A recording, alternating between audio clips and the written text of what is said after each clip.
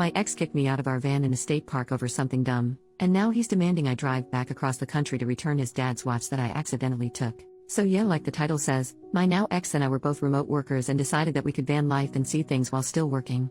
We lasted about a month, and last week he flipped out over the way I sipped my coffee and told me I had to leave. I thought he meant like we would pack up and figure out how to get me home.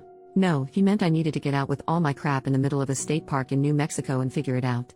I was scared and pissed, so I hurriedly packed everything and got out. A very nice older couple had heard the screaming and saw me with a pile of my stuff and asked if I needed help. I said yes, and they said they would drive me to Albuquerque in their RV and we could figure out what would happen next.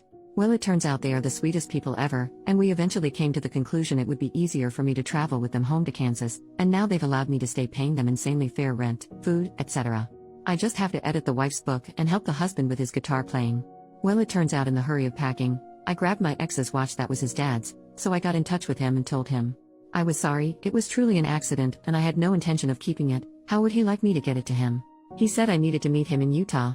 I said that was ridiculous, I could send it to him. He said that it was too valuable to trust to mail or FedEx and needed to be hand-relieved. I said I was in Kansas and not coming to Utah, but I would return the watch to his brother when I go home in March. He said no, the only solution was for me to drive it to him. I said I didn't even have a car. He said you're probably effing half of Lawrence, use one of theirs. At that point I blocked him. The watch is pretty valuable and has a lot of sentimental value, and I will return it. It was my oversight that I have it in the first place. What are my obligations to follow his instructions to get the watch back to him? Edit. Wow, this blew up. For the people asking, it is a lower-end Rolex watch. It still has all the original box and even receipt when his dad bought it, but it was well worn, so he's never been sure how much it's worth. I guess a few hundred, maybe $1,000, so I'm not sure. I'm not going to keep it or destroy it since it's not mine in any way. Relevant comment number 1, you gave reasonable options. Let's say he files a police report that you stole it. You have proof that you contacted him and asked where you could send it. He declined. Relevant comment number 2, dude sounds like a psychopath. Do not under any circumstances willingly meet up with him in person ever again. Don't let him know where you live. This level of douchery is a sign of something being very off, and you don't want to be there again when he short-circuits again. You were extremely lucky to have found the people you did. Who knows where you'd be if that had not happened? Update, 1 week later. Well, so lots of mixed advice, but most people said the best option was to contact his brother.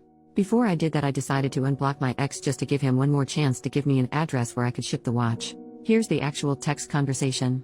Me, hey, I'm sorry I blocked you. I just didn't appreciate the insults, but I want to get your dad's watch back. Can you let me know where to send it? I'll pay for shipping, no problem. Like less than 30 seconds later. I stashed the watch in your bag because I wanted to prove to myself what an awful person you are, and good job at proving me right again. I was like, wow, so many people in the original said that he probably put the watch in my stuff as I was packing in order to force communication and force the opportunity to see him again. Well, you were exactly correct. I didn't even respond to his text and blocked him again. I have no intention of keeping the watch, so I decided now it was time to contact his brother, who, along with his wife, has always been very nice to me. He was super appreciative, and we spent a couple days going back and forth figuring out the shipping, but the watch arrived to him on Friday and all is good.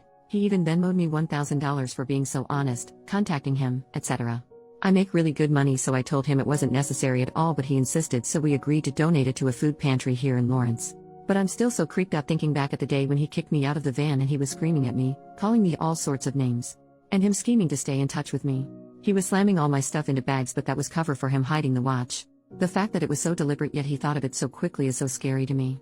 We got along so well before we left, and he always seemed like such a great guy. I don't know if the confined space of the van is too much for any couple or if it brought out a side of him I didn't know was there.